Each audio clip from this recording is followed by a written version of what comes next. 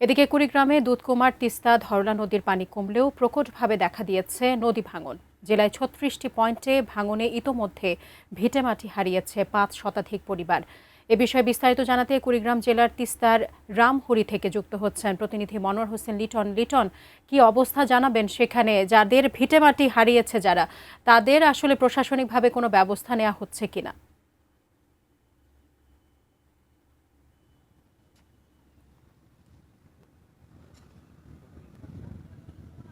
সাজিয়া কুড়িগ্রামে আসলে ৩৬টি পয়েন্টে যে ভাঙন চলছে, এখানে পানি উন্নয়ন বোর্ডের তথ্য অনুযায়ী প্রায় ১১,২৪৫ কিলোমিটার ভাঙন বর্তমান চলছে।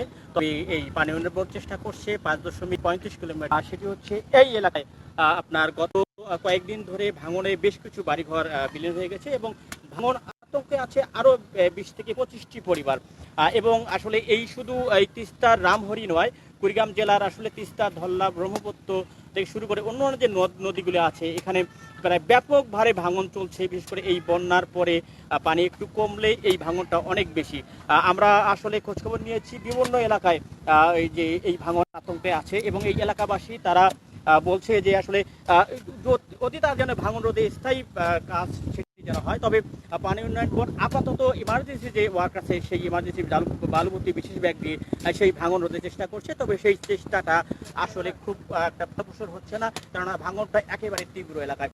আমি আসলে জেলা ত্রাণ পুনর্বাসন কেন্দ্রের সঙ্গে কথা বলেছি। তারা বলেছে যে আসলে তারা ক্ষতিগ্রস্ত যে বাড়িঘরগুলি আছে, সেই বাড়িঘরের তালিকা করে তারা তাদের পুনর্বাসনের চেষ্টা করবেন, এমন তথ্য আমাকে দিয়েছেন। এবং সেই সঙ্গে আসলে যারা এই চর উন্নয়ন নিয়ে কাজ করেন, শফিকুল ইসলাম বেবু কুড়িগ্রাম জেলার, তার সঙ্গে কথা তিনি আমাকে বলেছেন শুধুমাত্র এদের জন্য বাড়িঘর ভাঙলে তাদের ক্ষতিপূরণের যে ব্যবস্থা সেটি যেন সরকার করে, না হলে আসলে এই হাজার হাজার মানুষ প্রতি বছরে নিঃস্ব হয়। তারা ঘর বাড়ি হারিয়ে, ফসলের জমি হারিয়ে তারা খোলা আকাশের নিচে অনেকে বসবাস করে, সেই কথাগুলি তিনি বলেছেন। সব মিলিয়ে বলা চলে কুড়িগ্রাম জেলায় বর্তমানে যে ভাঙন চলছে, সেই ভাঙনটির এবারে মানবিক বিপর্যয় তৈরি করেছে এবং এই মানবিক সংকট থেকে রক্ষার জন্য আসলে বিভিন্নভাবে ওই এলাকার মানুষ আবেদন করেছেন। এ ছিল সাজিয়া কুড়িগ্রামের যে ভাঙন কবলিত এলাকার খবরাখবর, তার সর্বশেষ।